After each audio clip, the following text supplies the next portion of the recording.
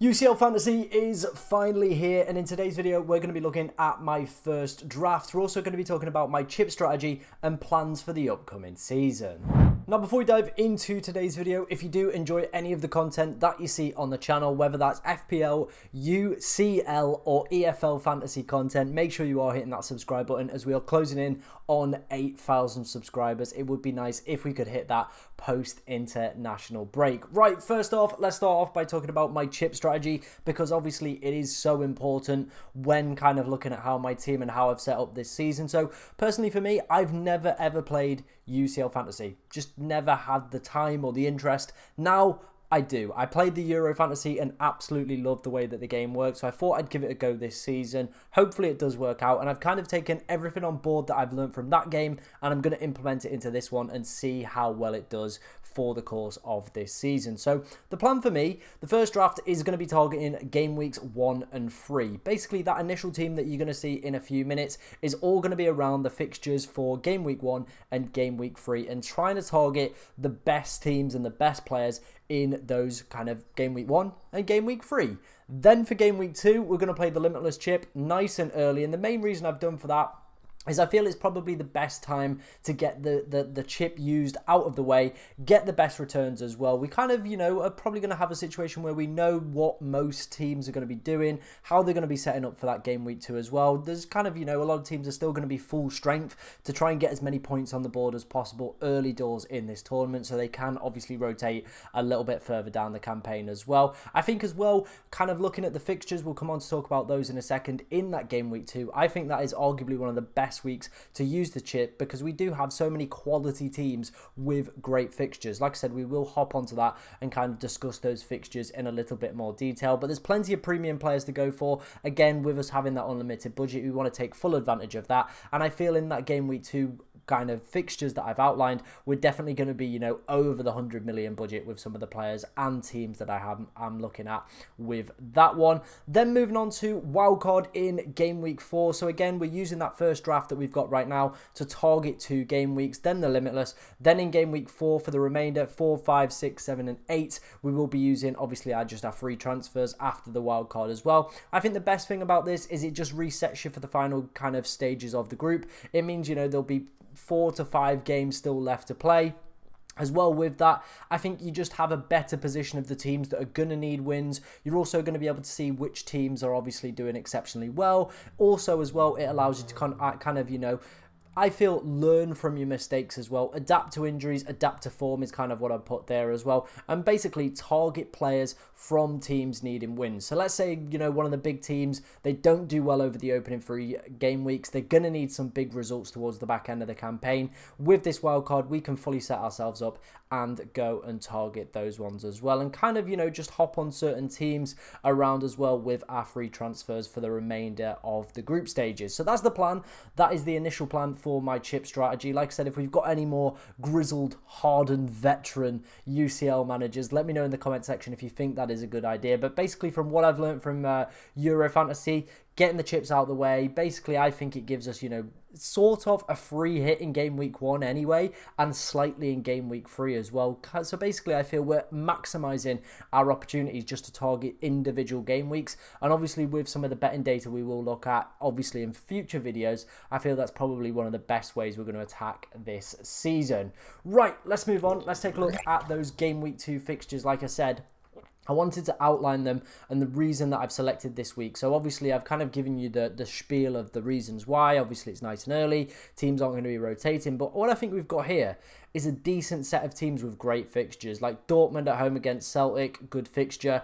Barca versus Young Boys, absolutely immense. We've got Inter as well with a great fixture. Manchester City with a great fixture as well. Looking further on the bottom section, we've got Liverpool versus Bologna. You've also got Real Madrid versus Lille as well. There's some absolute dynamite fixtures in here for me that we definitely could be targeting as well. We're probably looking at maybe, I would say, a double up of Inter, treble City, probably double Dortmund, maybe treble Barca as well going into this game week as well. Mohamed Salah's definitely going to be on the menu for that week as well. So there's going to be lots of quality, and obviously, like I said, exceeding that 100 mil budget. It's still early in the tournament, and these teams will want to get it wrapped up nice and early with additional games this season. So I think this is probably going to be the best way, in my opinion, to play this season's game. But let me know what you think down in the comment section below. Have I got it wrong or have I got it right? I think I've got it right, but there might be some other people who potentially disagree with me on this one. Let's go and take a look though at my game week 1 match day draft. Did I say that right? No, it's match day 1 draft. There we go. We got there in the end.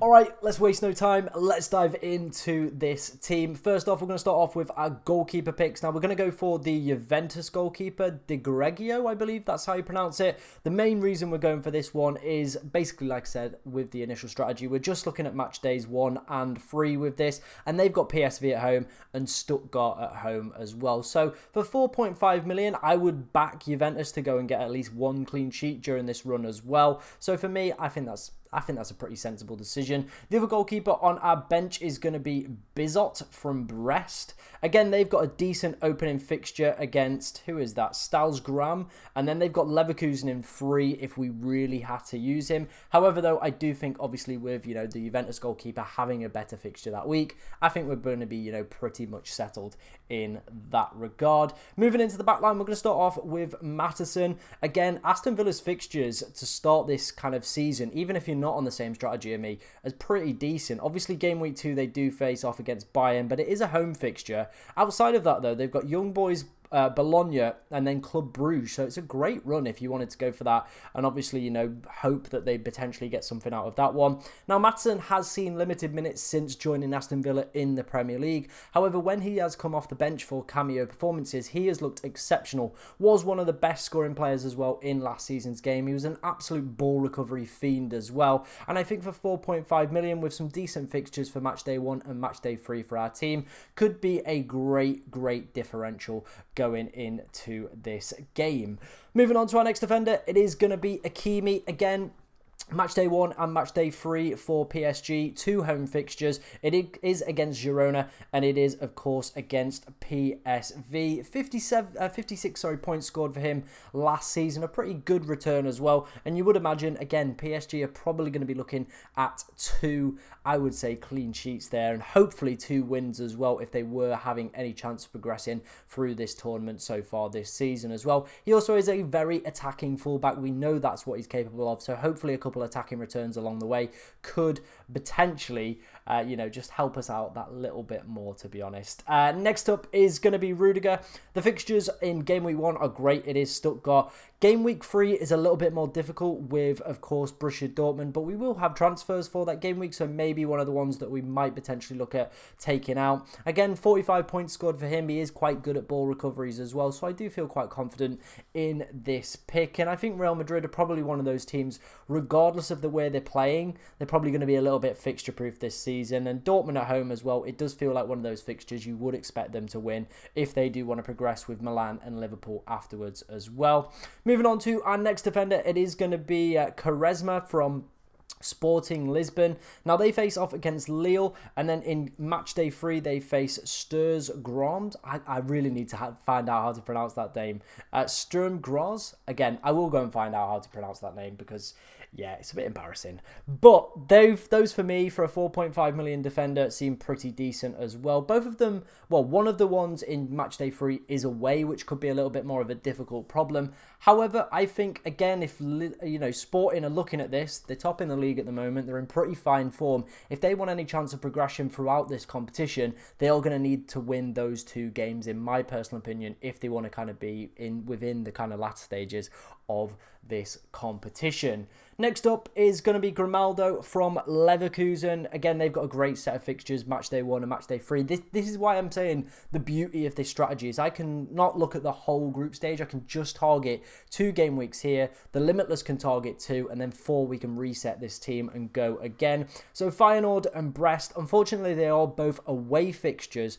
However, he is a very attacking fullback as well. They've also got Frimpong, and maybe the double up might potentially be on the cards if, I'm fancying it. However, my only concern with Leverkusen is they always seem to end games in like 3-2 fashions as well, with late equalizers or late winners potentially as well. So that is a little bit of a concern. They also play on the 19th, so I feel obviously if any of the other players, do not perform, we can very easily just drop him straight into our lineup. Right, let's move on into our midfield. We're going to go with Kimmich. 57 points for him last season. Again, it is a difficult fixture in Matchday 3 with Barca. However, they've got Dynamo, is it Zagreb in game week 1. And I'm feeling pretty confident about Bayern's opportunities of that. It's a home fixture for them at the Allianz as well.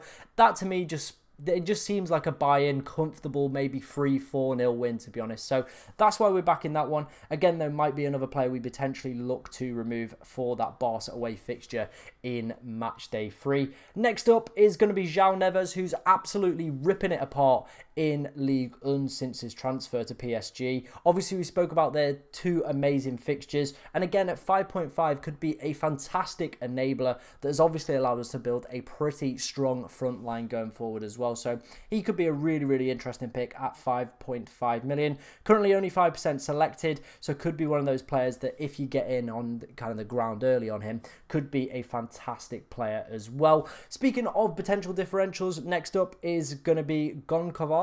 I believe that's how you pronounce it. 1% owned, 6.5 million. Again, very similar to what we saw with Quaresma. There's some great fixtures for them. He's managed to pick up 4 assists so far this season. Now, I know Gyökeres is going to be the popular pick to go for from this side. However, with the forwards that I've selected, I do feel like I'm looking for other Lisbon kind of attackers. He seems like one of the main creative threats for them in their league as well. So I think it could translate into Champions League form as well. And I wouldn't expect to see too much rotation. Like I said, with good early fixtures for them, they realistically could pick up 9 points within their opening 3 games and kind of cruise out of, you know, the kind of competition a little bit. So it could be a potential good differential to go for. And then on the bench, a name that I feel a lot of people will be familiar with, it is Florian Wirtz. Again, looking at Matchday 1 and Matchday 3, it is Feyenoord and it is Brest as well. Has started the season exceptionally well, obviously off the back of that unbeaten campaign for Leverkusen as well. So I'm a big fan of this player and this move as well.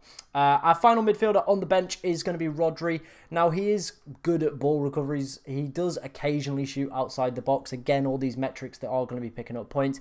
He, for me, feels like a pick that potentially could come out. Now, it's not the easiest fixture in game week 1 with Inter at home. However, in game week 3, they play Sparta Prague, so that's a pretty decent fixture. However, Rodri has been dealing with some injury issues at the start of this season, so maybe we might see some rotation or him absent from certain games like Sparta Prague early on in this campaign while he still gets himself up to match fitness. So that one probably at the moment a TBC and one that I potentially need to have a little bit more of a think about as well. Right, let's finish up with our 3 forwards. We're going to go for Harry Kane. Like we spoke about with Kimmich, it is a great fixture in the opening game week.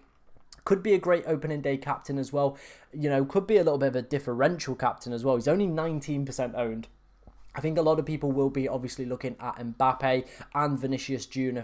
for the 17th as their captaincy option. However, I could be tempted with Harry Kane. Again, like I said, it feels like one of those fixtures where Bayern are at home. They could comfortably go and win that game 3-4, maybe even 5-0, and Kane could come away with a couple goal involvement. So that one could be a little bit of a potential gem there as well. Next up is going to be Erling Haaland. Now, he's absolutely killing it in the Premier League at the moment. Back-to-back hat-tricks for him. Again, it is all around that fixture for Sparta Prague, but I do feel like he's one of those players that could score against absolutely anybody, and again offers us a great captaincy option on the 18th. We're not kind of, blessed with options on the 18th, so if we do need a captain for that day, Erling Haaland probably is going to be the man and does offer a very good captaincy option. Obviously, if you've been playing FPL this season, you will know all about his capabilities and what he can offer for captaincy as well. And then finishing up, it is going to be Kylian Mbappe. Now, I've seen a lot of people are having Vinicius, and Kylian isn't the go-to option at the moment.